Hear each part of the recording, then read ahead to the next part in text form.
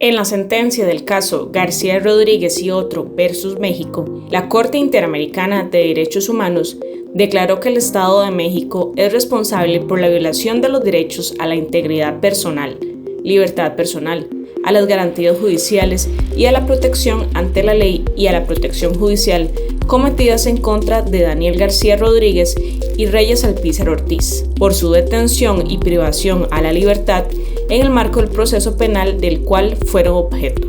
Daniel García fue detenido el 25 de febrero de 2002 y Reyes Alpizar el 25 de octubre de 2002. Luego de su detención y de ser interrogados, esos mismos días fueron decretadas medidas de arraigo que implicaron su confinamiento por 47 y 34 días.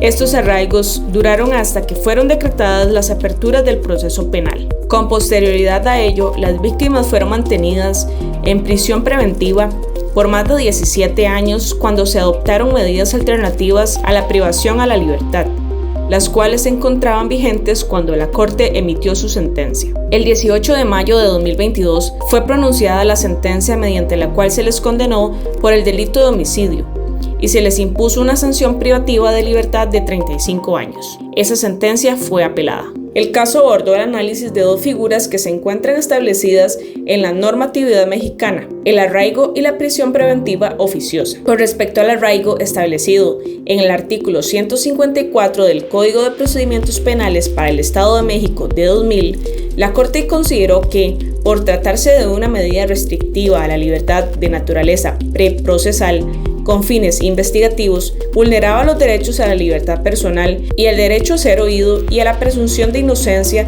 de la persona arraigada en relación con su obligación de adoptar disposiciones de derecho interno contenidas en el artículo 2 de la Convención Americana. En cuanto a la prisión preventiva oficiosa, que fue aplicada en el caso, la cual se encontraba contemplada en el artículo 319 del Código de Procedimientos Penales para el Estado de México de 2000 y 19 de la Constitución, de acuerdo a su texto reformado en el año 2008, la Corte consideró que esta figura es per se contraria a la Convención Americana. El tribunal indicó que ello se debe a que no se hace mención a las finalidades de la prisión preventiva, ni a los peligros procesales que buscaría precaver, así como tampoco a la exigencia de hacer un análisis de la necesidad de la medida frente a otros menos lesivos para los derechos de la persona procesada. Lo anterior se debe a que su aplicación se hace de forma automática para los delitos que revisten cierta gravedad, sin que se lleve a cabo un análisis de la necesidad de la cautela frente a las circunstancias particulares del caso, y dejando a los jueces sin posibilidad de ejercer un control real sobre la pertinencia de la medida privativa de la libertad. En este sentido, la Corte concluyó que el Estado vulneró el derecho a no ser privado de la libertad arbitrariamente, al control judicial de la privación de la libertad, a la igualdad y no discriminación, y a la presunción de inocencia en perjuicio de las víctimas por la aplicación de esa figura al caso concreto.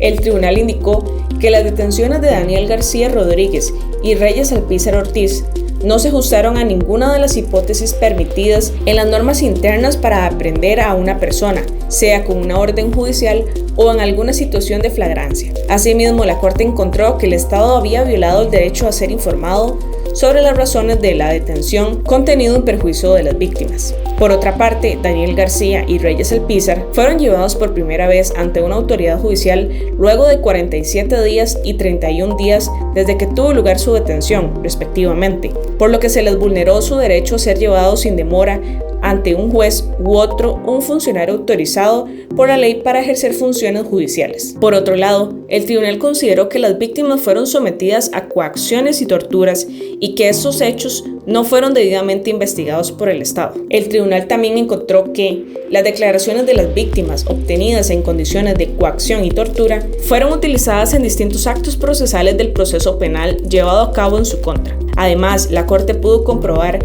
que el Estado vulneró el derecho de la defensa en perjuicio de Daniel García en la medida que éste no contó con un defensor durante las primeras etapas de su detención y arraigo. El tribunal agregó que se había vulnerado el principio del plazo razonable en el marco del proceso penal llevado a cabo en contra de las víctimas. En razón de las violaciones declaradas en esta sentencia, la Corte ordenó al Estado diversas medidas de reparación, entre otras: 1.